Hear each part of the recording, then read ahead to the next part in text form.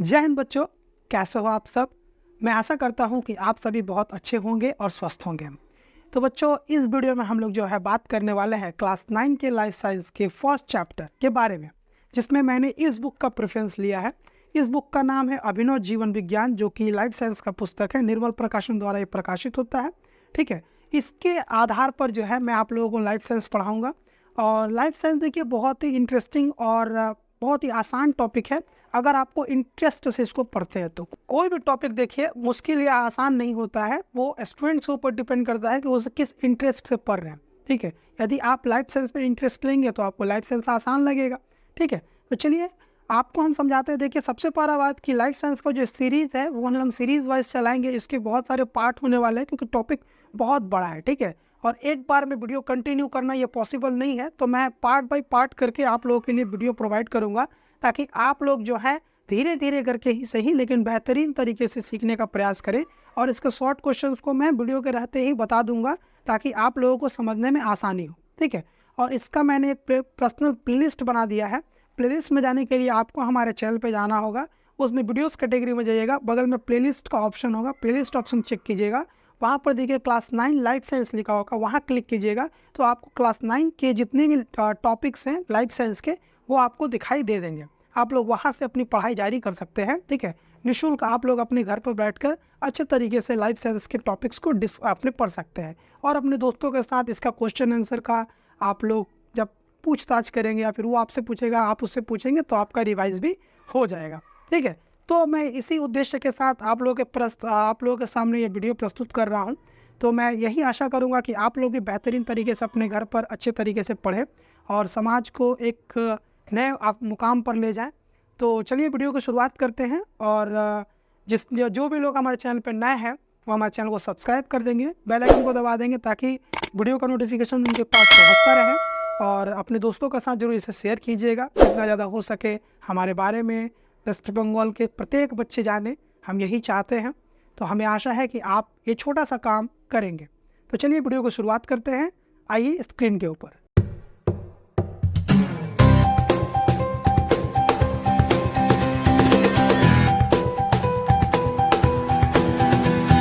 तो आइए बच्चों वीडियो को शुरुआत करते हैं। जीवन एवं उसकी विविधता, क्लास 9 का ये पहला चैप्टर है जिसमें हम लोग पढ़ेंगे कि जीवन के बारे में कि जीवन क्या है। ठीक है, तो स्टार्ट करते हैं वीडियो को। आप अपने दैनिक जीवन में अनेक प्रकार की वस्तुएं प्रत्येक दिन आपके आसपास के परिवेश को देखते रहते हैं। उसमें 3 प्रकार की वस्तुएं जो होती हैं वो सामान्यतः होती हैं, सजीव, निर्जीव और आपका मृत वस्तुएं। क्या आप उन वस्तुओं की एक तालिका बनाकर उन्हें सजीव, निर्जीव अथवा मृत वस्तुओं वर्गीकृत कर सकते हैं? बोला देखो सजीव किसे कहते हैं, सबसे पहले हम सजीव समझेंगे। तो सजीव यानी लिविंग बींग्स जो होते हैं, सजीव वस्तुएं में सभी प्रकार के पेड़ पौधे, जीव जंतु सम्मिलित हैं, चाहे उनका आकार बड़ा हो अथवा सूक्ष्मदर्शी। सूक्ष्मदर्शी का मतलब होता है जिन्हें हम खुली आंखों से नहीं देख सकते, लेकिन ऐसा नहीं है कि वो जिंदा नहीं है। ठीक है, उनका एक निश्चित जीवन काल, जीवन चक्र तथा अन्य विशेषताएं होती हैं। वे अपने जैसे संतान उत्पन्न करते हैं और अंत में उनकी मृत्यु हो जाती है। उदाहरण स्वरूप मनुष्य, हाथी, आम का वृक्ष, चींटी, जीवाणु एक्सेट्रा। ये सभी चीज़ें जो होती हैं ये सजीवों के लक्षण होते हैं। इसके बाद आता है निर्जीव। निर्जीव क्या होता है? वे सभी वस्तुएं जिनका कोई जीवन चक्र नहीं होता, उनकी आंतरिक संरचना तथा आकार में वृद्धि नहीं होती, अपने जैसे संतान उत्पन्न नहीं कर सकते, उन्हें हम निर्जीव कहते हैं। ठीक है, जैसे पत्थर का टुकड़ा, मोटर कार, ग्लास, ईंट, पेंसिल एक्सेट्रा। ये सभी जो चीज़ें हैं वो हमारा निर्जीव वस्तुएं कहलाती हैं। ठीक है, आगे बात करते हैं मृत वस्तु। अब ये भाई साहब नया टॉपिक है, मृत वस्तु क्या होता है। ठीक है, जो मृत वस्तु है वे सभी वस्तुएं जो कभी किसी पेड़, पौधे या जीव जंतुओं के भाग थे। कहने का मतलब क्या है कि ये जो मृत वस्तुएं होती हैं ये कभी न कभी किसी सजीव के अंग का हिस्सा थीं, लेकिन अब उनके जीवन में उनका कोई लक्षण नहीं, उन्हें हम मृत वस्तु कहते हैं। फॉर एग्जाम्पल लकड़ी या फिर हड्डी का एक टुकड़ा। ये सभी चीज़ें हो गई किस चीज़ के बारे में? तो जीवन चक्र के बारे में। ठीक है, जिसमें हम लोगों ने समझा कि जो वस्तुएं होती हैं ये लगभग 3 प्रकार की होती हैं। एक होता है आपका सजीव, दूसरा निर्जीव और तीसरा मृत वस्तु। ठीक है, सजीव किसे कहते हैं? तो उनमें जिनमें जीवन पाया जाता है और जो चल फिर सकते हैं तथा अपने समान संतान उत्पन्न करते हैं उसे हम सजीव कहते हैं। निर्जीव किसे कहते हैं? तो वे वस्तुएं जिनका कोई जीवन चक्र नहीं होता, जो अपने समान संतान उत्पन्न नहीं कर सकते, जो चल फिर नहीं सकते, वो निर्जीव वस्तु कहलाती हैं। तो मृत वस्तु किसे कहते हैं? जो वस्तु कभी सजीव के अंग का हिस्सा हुआ करती थी लेकिन अब उनसे अलग हो गया है और उनमें कोई लक्षण नहीं है, उसी लिए क्या कहा जाता है? उसे मृत वस्तु कहा जाता है। फॉर एग्जाम्पल जैसे लकड़ी और फिर हड्डी का टुकड़ा एक्सेट्रा। अब आते हैं हम लोग अगले टॉपिक पर कि एक सजीव से निर्जीव किस प्रकार भिन्न है। भिन्न का मतलब होता है अलग। ठीक है, तो कभी सटीक शब्दों में यह नहीं बताया जा सकता कि वास्तव में जीवन क्या है। ठीक है, फिर भी हम प्रत्येक दिन के अनुभव के आधार पर उनमें अनेक अंतर स्पष्ट कर सकते हैं। जैसे निश्चित आकार संरचना, उन किसी भी सजीव का जो होता है वह निश्चित आकृति एवं शारीरिक गठन होता है। ठीक है, जैसे फॉर एग्जाम्पल एक घोड़े का आकार जो होता है वो एक गधे के आकार से अलग होता है। मतलब एक कहने का अर्थ यह है कि हर प्राणी का, जितने भी जीव हैं इस दुनिया में, सबके शरीर का संरचना जो है, वो बनावट जो है, वो सभी अलग अलग होता है। दूसरा बात है पोषण। पोषण क्या होता है? सभी जंतु भोजन ग्रहण करते हैं, उन्हें यह भोजन पेड़ पौधा या फिर अन्य जंतुओं से प्राप्त होता है। इसका पाचन या अवशोषण कर उपयोगी पदार्थों का समांगीकृत कर लेते हैं तथा अनपचे भोजन को अपने शरीर से बाहर निकाल देते हैं। फॉर कहने का अर्थ यह है कि प्रत्येक सजीव जो होता है वो भोजन करता है। ठीक है, और भोजन करने के पश्चात वो उसे उत्सर्जित भी करता है। अगला चीज है श्वसन, यानी जितने भी सजीव होते हैं वो सभी वायुमंडल से ऑक्सीजन या भोज्य पदार्थों के ऑक्सीकरण से ऊर्जा उत्पन्न करते हैं। इस ऊर्जा का उपयोग अपने जैविक कार्यों के संचालन हेतु करते हैं। संचालन हेतु मतलब कि दिन भर में जो काम करते हैं उसमें श्वसन की आवश्यकता होती है, क्योंकि सांस लेने से बॉडी में ऑक्सीजन जाता है और ऑक्सीजन जो होता है हमारे लिए बहुत आवश्यक है। अगला चीज है हमारा उत्सर्जन। ठीक है, उत्सर्जन क्या है? तो इसमें देखिए सभी सजीव के जैविक क्रियाओं के फलस्वरूप कुछ हानिकारक पदार्थ उत्पन्न होते हैं। इन्हें शरीर से बाहर निकालने की क्रिया को ही उत्सर्जन कहलाता है। मतलब जो भी सजीव होता है वो जो भी कुछ ग्रहण करता है या जो कुछ भी ग्रहण करता है उसे बाहर निकालना पड़ता है। जो बाहर निकालने की जो प्रक्रिया है उसी को उत्सर्जन कहते हैं। अब ये उत्सर्जन अनेकों तरह से हो सकते हैं। जो सजीव होते हैं वो मल मूत्र के द्वारा, थूक खखार के द्वारा, पसीने के द्वारा अपने अंदर के जो बाह्य पदार्थ है, जो गंदगी है, उसको वो बाहर निकालते हैं। और जो पेड़ पौधे होते हैं वो अपनी पत्तियों द्वारा, अपने उत्सर्जी पदार्थों द्वारा उसे उत्सर्जित कर देते हैं, उत्सर्जकों द्वारा। ठीक है, जंतु इन उत्सर्जित पदार्थों को मल मूत्र के रूप में पेड़ पौधे विभिन्न भागों में संग्रह कर उसे निष्कासित करते हैं। और जैसे पत्ता मैंने बताया, फल हो गया, इन सभी चीज़ों से पौधे जो होते हैं वो अपने उत्सर्जित पदार्थ को अलग करते हैं। अच्छा, अगला हमारा टॉपिक है उत्तेजनशीलता। अब उत्तेजनशीलता क्या होता है भाई? तो सभी सजीव के बाह्य यानी एक्सटर्नल आंतरिक इंटरनल संवेदनाओं के प्रति संवेदनशीलता प्रकट करने की क्षमता होती है, जिससे उत्तेजनशीलता कहते हैं। इस बात को आप लोग अंडरलाइन कर लीजिए। क्वेश्चन पूछता है 1 नंबर में कि उत्तेजनशीलता या संवेदनशीलता क्या कहलाती है। उदाहरण के द्वारा समझाइए। तो सभी सजीव के बाह्य और आंतरिक संवेदनाओं के प्रति संवेदनशीलता प्रकट करने की क्षमता को उत्तेजनशीलता कहते हैं। जैसे होता है छुई मुई, यानी लाजवंती के पौधे को छूते ही उसके पत्रक आपस में चिपक कर मुरझा जाते हैं। जब कभी आप लाजवंती या छुई मुई के पौधे को छूते हैं तो उसकी पत्तियां आपस में सिकुड़ जाती हैं। ये जो लक्षण है इसे ही उत्तेजनशीलता कहते हैं। ठीक है, चलिए अगले टॉपिक पर बात करते हैं। अगला है वृद्धि। तो प्रत्येक जितने भी सजीव होते हैं जो पोषण में से वृद्धि होती है, जैसे बच्चा वृद्धि कर वयस्क होता है। प्रजनन, सभी सजीव जितने भी सजीव होते हैं वो अपनी परिपक्वता जब प्राप्त कर लेते हैं तो अपने समान संतान उत्पन्न करते हैं। पेड़ पौधे अपने बीज तथा वर्धी अंगों द्वारा अपने ही समान संतान उत्पन्न करते हैं।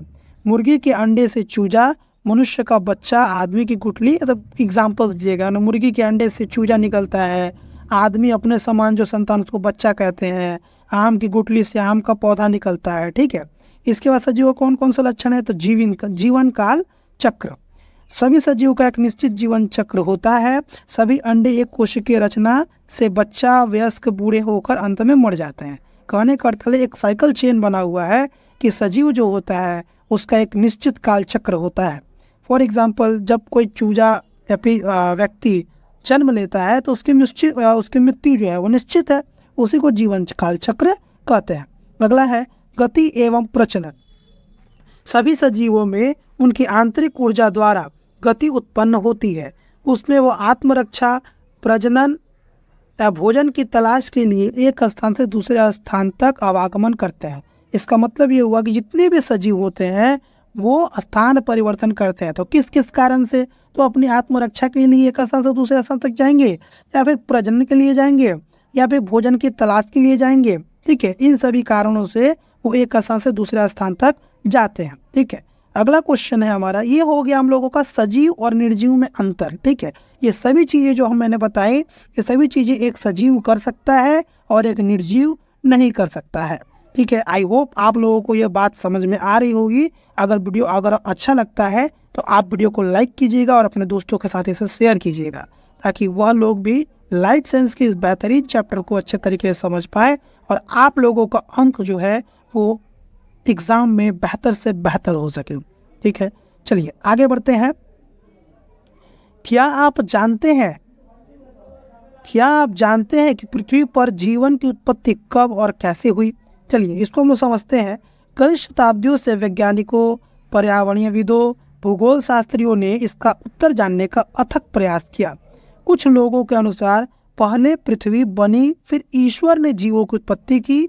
कुछ लोगों के अनुसार जीवन की उत्पत्ति मिट्टी, वायु, जल आदि के मिश्रण से हुई। लेकिन कुछ लोगों का कहना है कि जीवन दूसरे ग्रहों से पृथ्वी पर आया। परंतु आधुनिक खोजों के आधार पर जीवन की उत्पत्ति एवं उसके क्रम विकास का पता चलता है, ठीक है। इसका क्या हुआ, क्या आप जानते हैं कि आज से लगभग 4.5 से 4.7 बिलियन वर्ष पूर्व पृथ्वी की उत्पत्ति हुई थी, ठीक है। यानी पूछ सकता है कि पृथ्वी की उत्पत्ति कब हुई, तो पृथ्वी की उत्पत्ति ऐसा माना जाता है कि लगभग आज से 4.5 से 4.7 बिलियन वर्ष पहले हुई थी, ठीक है। अगला, चट्टानों के भीतर, पृथ्वी के भीतर चट्टानों के बीच सजीवों के अवशेष जिन्हें जीवाश्म कहा जाता है। तो क्वेश्चन आएगा कि जीवाश्म किसे कहते हैं, ठीक है, याद रखिएगा। और ये जीवाश्म किसे कहते हैं भाई, तो पृथ्वी के भीतर चट्टानों के बीच दबे सजीवों के अवशेष ही जीवाश्म कहलाते हैं। इन जीवाश्मों के अध्ययन से पता चलता है कि पृथ्वी पर जीवन की उत्पत्ति लगभग 3.5 बिलियन वर्ष पहले हुई थी। यानी जीवन जो है वो 3.5 बिलियन वर्ष पहले आया, ठीक है। अब चलिए हम लोग समझते हैं कि प्रथम सजीव की उत्पत्ति से पहले पृथ्वी का आवरण एवं पूर्व जैविक अवस्था कैसी थी। इसको समझने की चेष्टा करते हैं हम लोग। तो प्रारंभ में पृथ्वी जो है सूर्य के समान जलती हुई वाष्प का एक गोला थी। हम लोग सभी जानते हैं कि हमारी पृथ्वी के जब उद्गम हुआ यानी उत्पत्ति हुई वो सूर्य से हुआ है। धीरे धीरे पृथ्वी ठंडी होने लगी, जिसकी उपस्थिति में इसमें जो उपस्थित भारी पदार्थ थे जैसे लोहा, निकेल, प्लैटिनम आदि, ये सभी जो भारी तत्व थे, ये तत्व पृथ्वी के केंद्र की ओर अपेक्षाकृत कम हल्के पदार्थ जैसे सिलिकॉन, एल्यूमिनियम आदि, मध्य एवं उससे हल्के पदार्थ जैसे हाइड्रोजन, ऑक्सीजन, नाइट्रोजन, ये सभी ऊपर की ओर विस्थापित हुए। अब इसको समझने की चेष्टा करते हैं। देखिए, सूर्य था, सूर्य से पृथ्वी अलग हुई। पृथ्वी में क्या हुआ, पृथ्वी का ये कोर मंडल है यानी केंद्र मंडल में जो भारी पदार्थ थे, क्योंकि केंद्र में ही गुरुत्वाकर्षण बल है, तो जो भारी पदार्थ जैसे लोहा, निकेल, ठीक है, प्लैटिनम एक्सेट्रा, ये सभी पृथ्वी के सबसे निचले परत पे जमने लगे। जमते एक ठोस आकृति बना लिया। इसके बाद इससे हल्का जो है वो है सिलिकॉन, एल्युमिनियम, ये सभी इनके ऊपर जमने लगे और जमकर ठंडा हुआ, ठीक है। और इसके बाद इस तरह एक ठोस आवृत्ति का निर्माण हुआ। ठोस आवृत्ति के निर्माण के साथ साथ अब जो है जो हल्की गैसें थी जैसे हाइड्रोजन, ऑक्सीजन और नाइट्रोजन, ये सभी ऊपर में एक लेयर के तौर पे विस्थापित हो गई, यानी वहाँ पर अपने स्थान को ग्रहण कर लिया। इतने हल्के पदार्थों से देखिए, इन हल्के पदार्थों से पृथ्वी के चारों ओर वायुमंडल की रचना हुई। ठीक है, हल्के पदार्थ यानी हाइड्रोजन, ऑक्सीजन और नाइट्रोजन जैसी गैसों से ही जो है वायुमंडल की रचना हुई थी। ठीक है, पृथ्वी की प्रचंड ताप के कारण ये आपस में संयुक्त नहीं हो पाते थे। कहने का मतलब है कि पृथ्वी तो उस समय बहुत गर्म थी, गर्मी होने के कारण जो है वो जो गैसें हैं वो आपस में मिल नहीं पाती थी, अथवा संयुक्त होकर भी अत्यधिक ताप के कारण विखंडित हो जाती थी। मतलब अगर संयुक्त हो भी जाती थी तो इतना गर्म था कि वो टूटकर विखंडित हो जाती थी। इसके बाद है लाखों वर्ष बाद पृथ्वी के ठंडा होने के कारण स्वतंत्र परमाणु संयुक्त होकर जल यानी H2O यानी हाइड्रोजन और ऑक्सीजन मिलकर जल बना देता है, अमोनिया बनाता है, अमोनिया होता है, मीथेन बनता है, कार्बन डाइऑक्साइड बनता है। ठीक है, इन सभी के सूत्र आप लोग याद कर लिएगा। जल का सूत्र होता है H2O, अमोनिया का होता है NH3, मीथेन का होता है CH4, कार्बन डाइऑक्साइड का होता है CO2 आदि। यौगिक, यौगिक किसे कहते हैं? जब तो दो तत्व आपस में मिलकर एक नए तत्व का निर्माण करते हैं तो उसे हम लोग यौगिक तत्व कहते हैं। ठीक है, जैसे यहाँ पर हाइड्रोजन और ऑक्सीजन यानी हाइड्रोजन और ऑक्सीजन मिलके जो है वो बनाया है क्या? H2O। ठीक है, H2O। तो ये जो हुए ये हमारा क्या हुआ? ये यौगिक तत्व हुए। ठीक, आगे बात करते हैं हम लोग जीवन निर्जीव पदार्थों से सजीव की रासायनिक उत्पत्ति। कहा जाता है कि निर्जीव पदार्थों से ही सजीव की उत्पत्ति हुई है। अब आप लोगों को लग रहा होगा कि भाई साहब ये कैसे हो सकता है, एक निर्जीव से सजीव की उत्पत्ति कैसे हो सकती है? तो आइए इसको समझते हैं। पृथ्वी की पूर्विक जैविक अवस्था छोटे स्थल कार्बनिक अणुओं जैसे अमोनी अम्ल, शर्करा, वसा अम्ल एवं न्यूक्लिक अम्ल इत्यादियों से संश्लेषित की सहायता से सिद्ध हुई। मतलब कहने का मतलब है कि वैज्ञानिकों ने जब इस बात पर रिसर्च किया तो उन्होंने देखा कि इन सभी जो अम्ल हैं, इन सभी अम्लों के मिश्रण से ही, ठीक है, इस सभी मिश्रण से ही जो है सजीवों की उत्पत्ति हुई है। इसकी रचना मीथेन, CO2 यानी carbon dioxide, methane, carbon dioxide, hydrogen, oxygen, nitrogen, जल इत्यादि जैव अणुओं की सहायता से हुई। ये जैव अणु समुद्र के जल में संग्रहित होते गए। अब ये जैव अणु जो समुद्र में संग्रहित होते गए, पृथ्वी पर 3 भाग जल एवं 1 भाग स्थल के साथ इसके चारों ओर वायुमंडल का निर्माण हो गया। पृथ्वी के इस अवस्था को विद्वानों ने पेंजिया नाम दिया था। ठीक है, जब पृथ्वी ठंडी हुई, ठंडी होने के बाद जब उस पर प्लेटलेट बना और सभी एक जगह पर स्थानांतरित हुए थे, उसी को पेंजिया कहा गया था। ठीक, समुद्र के जल में मिश्रित इन जैव अणुओं को वैज्ञानिक JBS होल्डर ने गर्म तंतु रस या कार्बनिक रस यानी हॉट डिब्यूलेट सॉप एंड ऑर्गेनिक सूप का नाम दिया था। ठीक है, क्या याद रखिएगा, क्वेश्चन पूछता है बार बार कि किसने, है ना, किसने जो है हॉट डिब्यूलेट सूप या फिर गर्म तंतु रस या कार्बनिक रस का कहा है। ठीक है, समुद्र जल के मिश्रित को किसने कहा है? तो वो होगा JBS होलैंड। ठीक, आइए आगे बात करते हैं कि छोटे छोटे सरल कार्बनिक जैव अणु के आपस में संयुक्त होने से बड़े जटिल जैव अणु जैसे कई प्रकार के एमिनो अम्ल, वसीय अम्ल, ठीक है, वसा एवं शर्करा, कार्बोहाइड्रेट का निर्माण हुआ।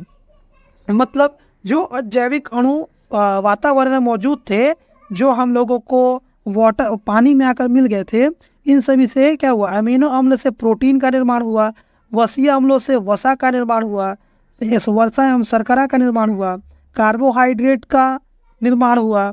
इन सभी का जो निर्माण है उसके बाद जो है, सॉरी यहाँ तो थोड़ा सा चीज़, हाँ, जब बड़े बड़े जैव अणुओं का पृथ्वी की दाब, ऊष्मा तथा समुद्र के जल में पुनः संयोग हुआ, तब न्यूक्लिकम, DNA तथा RNA के प्रमुख अवयव प्यूरिन और पिडमीन का निर्माण हुआ। ठीक है, जब सबका पृथ्वी की जो गर्मी है, इन सभी के कारण जो है न्यूक्लिक अम्ल जो है उसमें प्यूरिन तथा पिडमिन का निर्माण होता है। इसके पश्चात जीव गठन में पोषण की सहायता प्रदान जैसे कि पेलिसेकराइड्स, प्रोटीन, वसा, न्यूक्लियोटाइड, न्यूक्लिक अम्ल आदि का गठन होता है। ठीक है, इसके बाद ये जो होता है प्रोटीन तथा न्यूक्लिक अम्ल के संयोग से न्यूक्लियोप्रोटीन का गठन होता है। न्यूक्लियोप्रोटीन का गठन किससे होता है, मिलकर बनता है, तो प्रोटीन तथा न्यूक्लिक अम्ल के संयोग से मिलता है। ठीक है, जिसे प्रोटोवायरस भी या फिर सर्वेट का संश्लेषण हुआ। ठीक है, तथा प्रोटोवायरस से वायरस या विषाणु का निर्माण हुआ। यह विषाणु अकोषीय एवं सजीव निर्जीव के बीच की कड़ी माना गया। इसके चारों ओर एक अर्ध परागमय झिल्ली थी एवं पराग कण के साथ कुछ चयक्रिया होती थी, जैसे अमीनो अम्ल की कड़ी का संश्लेषण न्यूक्लियोटाइड कड़ी का निर्माण से मुकुलन द्वारा गुणक भी कर सकता था। अब में सिफिरुलस या माइक्रोस्फीयर कहा गया। इसे हम पृथ्वी पर प्रथम मानव के रूप में देख सकते हैं। ठीक है, सॉरी मानव बोल रहा हूँ, इसे हम पृथ्वी पर प्रथम जीव के रूप में देख सकते हैं। किसे, तो स्फिरुल्स और माइक्रोस्फीयर को। ठीक है, पृथ्वी पर प्रथम जीव माना गया। ठीक, आगे बात करते हैं। देखिए एआई ओपेरिन जो है, जिन्होंने अपने प्रयोग के आधार पर 1920 ईस्वी में कोएसर्वेट मॉडल, ठीक है, कोएसर्वेट मॉडल की संरचना प्रस्तुत की। सन 1928 ईस्वी में एक अन्य अंग्रेज जैव वैज्ञानिक जेबीएस हॉलैंड ने भी ठीक उसी प्रकार एक कोएसर्वेट मॉडल प्रतिपादित किया, जिसे हॉलैंड ओपरिंग सिद्धांत या रासायनिक संश्लेषण सिद्धांत कहा गया। ठीक है, तो पूछेगा क्वेश्चन आपसे कि रासायनिक संश्लेषण सिद्धांत के प्रवर्तक कौन है, तो वो हैं आपके हॉलैंड ओपरिंग सिद्धांत, माने वही रासायनिक संश्लेषण सिद्धांत या हॉलैंड ओपरिंग सिद्धांत के प्रवर्तक कौन है, तो वो हैं आपके जेबीएस हॉलैंड। याद रखिएगा इन सभी चीज़ों को। आगे याद करते हैं हम लोग प्रारंभिक कोशिका की उत्पत्ति। प्रारंभिक कोशिका की उत्पत्ति देखिए क्या है कि जीव की उत्पत्ति के अगले चरण में वायरस से आदि कोशिका युक्त प्रोकैरियोटिक कोशिका जीवाणु का गठन हुआ। इससे आवासीय श्वसन एवं अलैंगिक विभाजन भी होता था। बाद में जीवाणुओं के प्रोटोजोआ का गठन हुआ प्रथम जीव के रूप में। ठीक है, प्रथम जीव के रूप में क्या हुआ, प्रोटोजोआ का गठन हुआ। समझिए इसके बाद क्या हुआ कि जो वायरस था, इस वायरस से प्रोकैरियोटिक कोशिका का गठन हुआ, जिसमें आवासीय श्वसन एवं अलैंगिक विभाजन होता था। बाद में जीवाणुओं को प्रोटोजोआ का प्रथम जीव के रूप में गठन हुआ। सागर के जल में पोषक पदार्थों की कमी के कारण कोशिकाओं में क्लोरोफिल का निर्माण हुआ। ठीक है, अब क्या हुआ, जब यहाँ पर जीव की उत्पत्ति हो गई, जीव की उत्पत्ति के फलस्वरूप अब इनमें जो समुद्र है, समुद्र के जल में पोषक पदार्थों की कमी के कारण, यानी जो एक जीव को बढ़ने में मदद करता है, उसकी कमी के कारण क्या हुआ, कोशिकाओं में क्लोरोफिल, ठीक है, क्लोरोफिल का निर्माण हुआ। इन क्लोरोफिल युक्त कोशिकाओं से स्वपोषी पौधे का निर्माण हुआ। अब ये स्वपोषी पौधे स्वपोषी किसे कहते हैं, वह जो स्वयं की रक्षा तथा स्वयं का पोषण कर सकते हैं, करने में सक्षम होते हैं, उसे स्वपोषी कहते हैं। तो परपोषी किसे कहते हैं, परपोषी वह जो स्वयं का भोजन खुद निर्माण नहीं कर सकते, वो दूसरों पर आश्रित होते हैं, उसे हम परपोषी कहते हैं। आगे की टॉपिक में बात करेंगे इस पर। इसमें भोजन संश्लेषण की स्वतः प्रवृत्ति का विकास हुआ तथा वायुमंडल में ऑक्सीजन O2 मुक्त होने लगा। अतः ऑक्सीजन की सृष्टि होने से अवायवीय श्वसन युक्त एक कोशिका जीव का उदय हुआ। ठीक है, तो सबसे पहले देखिए, सबसे पहले हम लोगों ने पढ़ा क्या कि जब कोशिका का निर्माण हुआ, यानी हमारा प्रोटोजोआ का निर्माण हुआ, तो प्रोटोजोआ के बाद जो है जो जिस जीव का निर्माण हुआ था, उस जीव में हम लोगों को क्लोरोफिल, ठीक है, क्लोरोफिल पाया गया था, जिसके कारण वह स्वपोषी बना। ठीक है, और उसके बाद क्या हुआ, जब वो स्वपोषी बना और वायुमंडल में ऑक्सीजन छोड़ने लगा, तो ऑक्सीजन ग्रहण करने के लिए जो है वो नए जीव की उत्पत्ति हुई। यानी जो जीव ऑक्सीजन ग्रहण करना चाहते थे, उन्होंने ऑक्सीजन, उसके लिए एक अलग सा अंग उनके अंदर बनना शुरू हुआ। वे कोशिकाएं जो क्लोरोफिल का संश्लेषण नहीं कर सकी, उसे परपोषी रह गई। ठीक है। मैं परपोषी बताया आप लोगों को, जो स्वपोषी पर निर्भर होते हैं उसे परपोषी कहते हैं। सिंपल बात कर सकते हैं इस पर। आगे बात करते हैं, जैसे जंतुओं का निर्माण हुआ। जैसे परपोषी जो है वो कौन है? जंतु है। पुनः एक कोशिकीय जीव से बहुकोशिकीय जीव उत्पन्न होने के क्रम जारी हुआ। धीरे धीरे युगों में परिवर्तन के फलस्वरूप क्रमशः जटिल से जटिलतम जीव एवं संपरिवर्तन के फलस्वरूप उन उत्पन्न पौधे के जीव का गठन हुआ। ठीक है। इस प्रकार जो है हम लोगों ने पृथ्वी की उत्पत्ति को तथा प्रारंभिक कोशिका की उत्पत्ति को अच्छे तरीके से समझा। आई होप आप लोगों को भी ये समझ में आया होगा। मैं आशा करता हूँ कि आप सभी को यह वीडियो बहुत अच्छा लगा होगा।